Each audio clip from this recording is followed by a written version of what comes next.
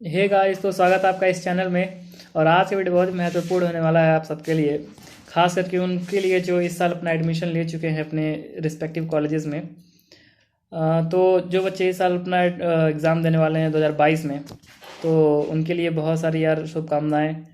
आप जिस भी कॉलेज में जाना चाहते हो आपको वो अलॉट हो, ये मेरी दुआ है आप सबके लिए।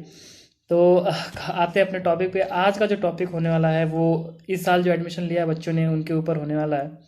तो हाँ, सबने अपना पहला स्टेप अपने कॉलेज में रख दिया होगा, और नहीं भी रखा होगा तो एटलीस्ट ऑनलाइन क्लासेस तो सबकी शुरू ही हो गई होंगी। तो क्या क्या हमें प्रॉब्लम्स फेस करने को मिलती हैं एज अ बिगनर जब हम किसी कॉलेज में आते हैं, क्या चीज़ें हमें करनी चाहिए क्या नहीं करनी चाहिए, इसके ऊपर हम डिटेल बात करने वाले हैं।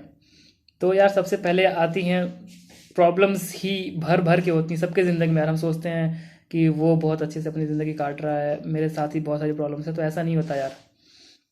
दुनिया में कोई भी ऐसा नहीं है जिसके साथ अपनी कोई ना कोई प्रॉब्लम ना हो, सबके साथ कुछ ना कुछ प्रॉब्लम्स ज़रूर होती हैं। बस वो हमें नहीं पता होता आप कि अगला क्या प्रॉब्लम फेस कर रहा है। बस हमें अपना प्रॉब्लम लग रहा होता है, बट सबके साथ प्रॉब्लम्स होती हैं यार। तो प्रॉब्लम्स को कैसे फेस करना है, तो देखिए यार हम एक लेवल पर आ चुके हैं कि हमें अपनी चीज़ें खुद मैनेज करनी होंगी और अपने प्रॉब्लम्स के सॉल्यूशंस खुद ढूंढने होंगे। तो प्रॉब्लम्स जब आती हैं तो उसके सॉल्यूशंस कैसे ढूंढने जाए, इससे रिलेटेड मैं एक छोटी सी स्टोरी आप सबको सुनाना चाहता हूँ। काफ़ी मतलब इंटरेस्टिंग स्टोरी है, तो सुनिए। एक सीईओ रहते हैं कंपनी के, उन्हें जाना होता है एक जगह अपना मीटिंग अटेंड करने, और वो काफ़ी दूर होता है उनका डेस्टिनेशन।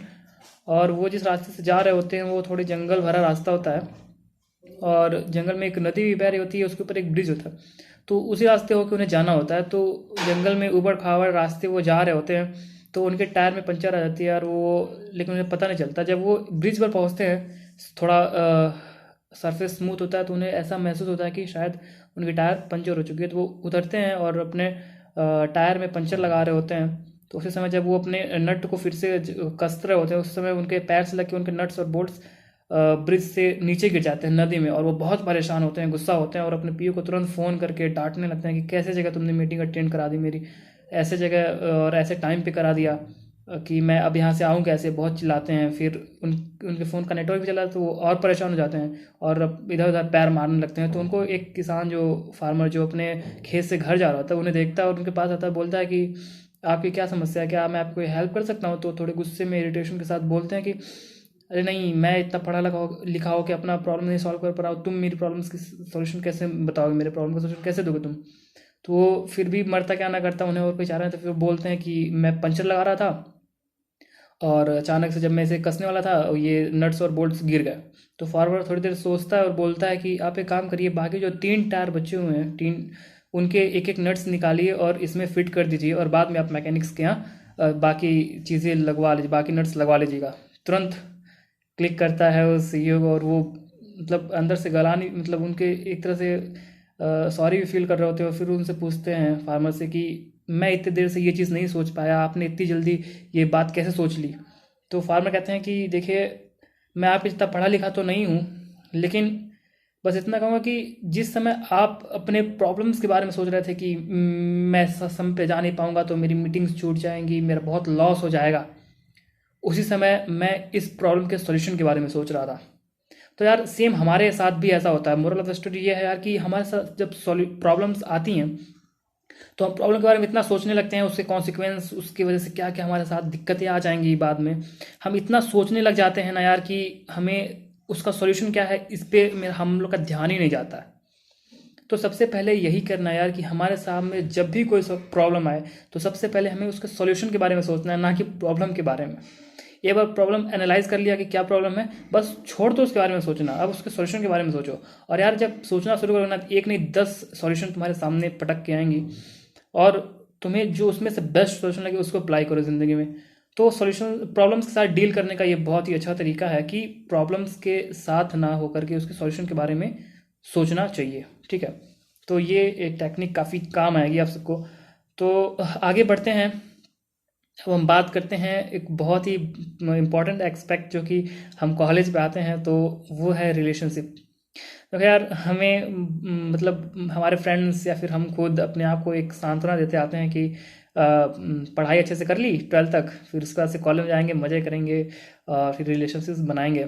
तो ये कितना अच्छा कितना बुरा हो सकता है इसकी वजह से हमारे साथ, तो उसके बारे में थोड़ी बात कर लेते हैं यार। तो देखो, रिलेशनशिप बनाना कोई बुरी बात नहीं है, क्योंकि जब तक रिलेशनशिप्स किसी के साथ नहीं होगा हम जान नहीं पाएंगे एक तरह से सोशल डिस्टेंसेस जो लोगों ने क्रिएट कर रखा है गर्ल्स बॉयज़ के बीच, वो ओवरकम नहीं कर पाएंगे। तो उसके लिए एक और ज़रूरी चीज़ है कि रिलेशनशिप ना बना करके फ्रेंड्स बनाया जाए।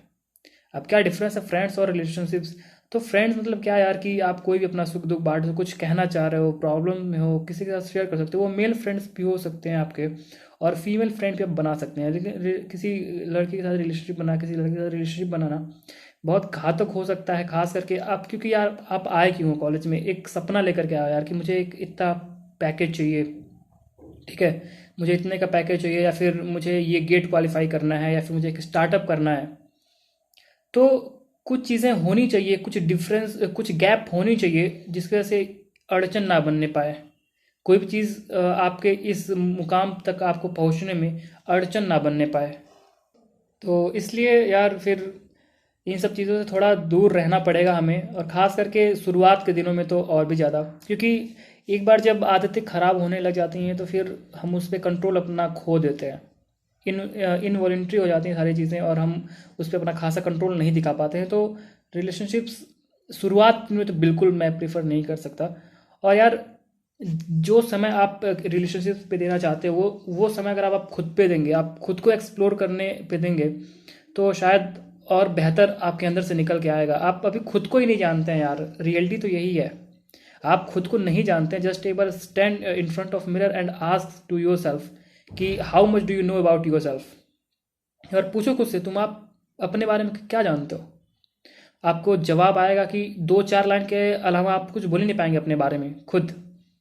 तो यार जहाँ पे लोग रिलेशनशिप्स कर रहे होते हैं उस समय अगर आप खुद पे ध्यान दे रहे होंगे ना, तो शायद ये 4 साल बाद आपको जहाँ आप जा रहे हैं ना उससे भी ऊपर लेवल तक ले जाएगा।